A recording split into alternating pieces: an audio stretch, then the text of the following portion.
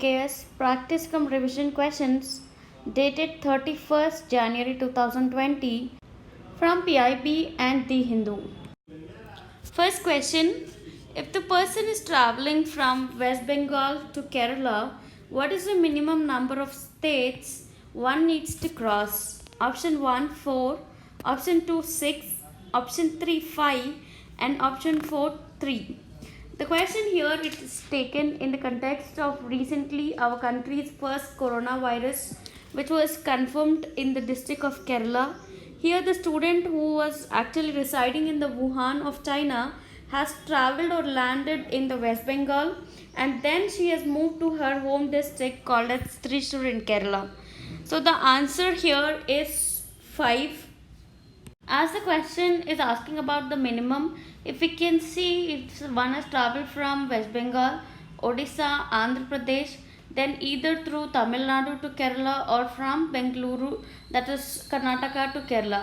So on the whole it will be 5 states.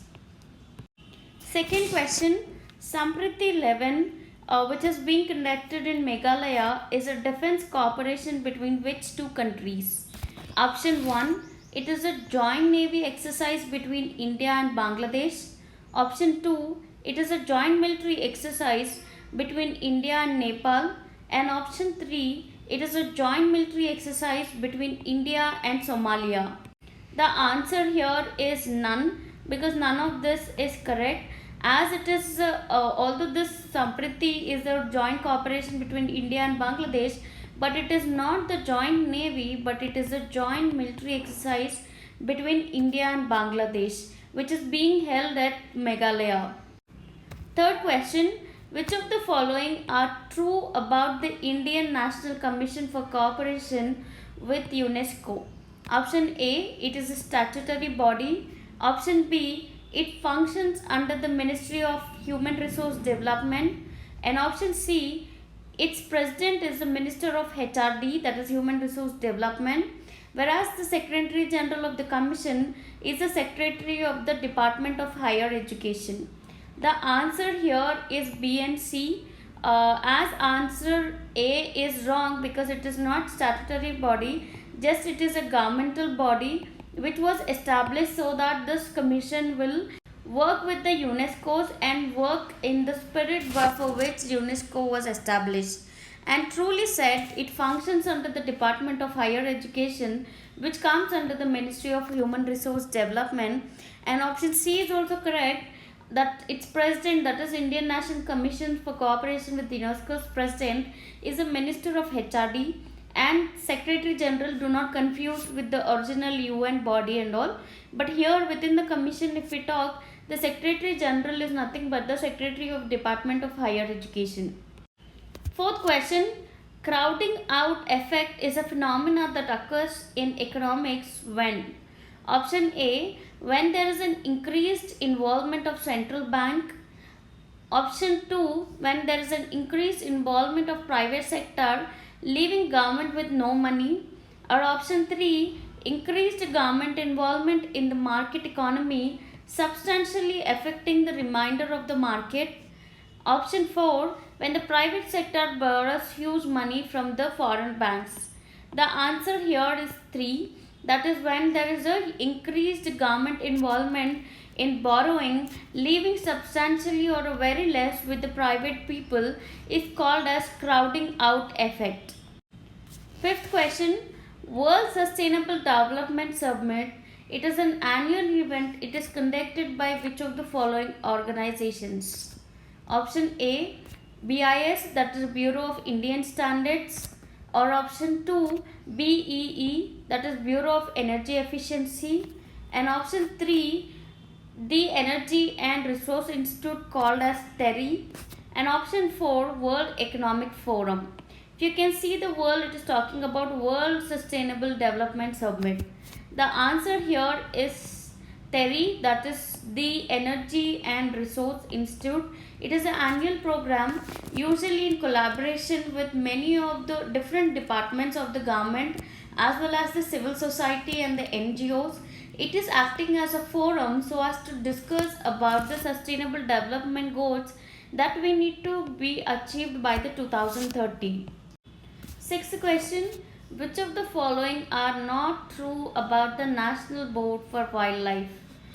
Option A, it is a statutory body which is constituted under Environmental Protection Act of 1986, and option B, it is chaired by Prime Minister, and option C, it can declare an area as eco-sensitive zone. Because the question here it is asking about which of the following is not true, the answer should be none, because only option A is wrong here, whereas B and C are correct, right? So option A, if we see, although it is a statutory body, it was not constituted under Environmental Protection Act but Wildlife Protection Act of 1972, and definitely it is chaired by the Prime Minister, and it can declare an area as eco-sensitive zone. The question is taken in context of the Kawal Tiger Reserve in Telangana, where they are considering it to divert this tiger reserve to land for the development of railways. And in order to consider for this, the state of Telangana has established a state board for wildlife, so its consideration will be forwarded to the National Board for Wildlife. Seventh question, which of the following are true about ENAM? Option A, it is funded by Agri-Tech Infrastructure Fund, which is set up through the Small Farmers Agribusiness Consortium. And option B, Small Farmers Agribusiness Consortium is a lead agency for the development of ENAM. We all know ENAM means Electronic Nationally Agriculture Market. The answer here is both. Remember that it is the Small Farmers Agribusiness Consortium. It is the lead agency for the development of this ENAM, which promotes for the unification of national markets here through the electronically, right? So it is funded by the Agri-Tech Infrastructure Fund. The answer here is both. Eighth question, consider the following regarding the Financial Bill 2. Option A, it contains provisions involving expenditure from Consolidated Fund of India. It is treated as an ordinary bill in all respects. The question is taken in context of tomorrow the budget which is going to be presented, and today there will be a release of economic survey, right? So kindly see the budget speech also tomorrow so that you can get a better understanding of the things. So coming to this question, the answer is both. Of course, it contains the provisions involving the expenditure from Consolidated Fund of India, and it is treated as an ordinary bill in all respects. Ninth question, choose the correctly matched options. Option 1, Lanos to Australia, Pampers South America, Wells South Africa, and Downs North America. All this is in context. The question is related to the grasslands, because they are asking the correctly matched questions. If we see, Lanos does not belong to Australia but they belong to the South America, whereas Pampers belongs to South America. The answer here is South America. Whereas even the option 3 is correct because Wells belongs to the South Africa, but the 4 Downs is wrong because it does not belong to North America. But the grasslands in North America are called as prairies, whereas Downs are for Australia, right? So answer here should be 2 and 3. 10th question, arrange the following in correct order regarding the stages in the presentation of budget. Option 1, presentation, then it is followed by scrutiny by department committees, voting demands for grants, and passing of appropriation bill. The same 4 options has been given in a jumbled way, right? So here if we see that the money bill passes through the 6 stages, and 6 stages in this 4 stages are given here, and after the passing of appropriation bill then there will be a passing of the money bill, right? So the answer here is 1.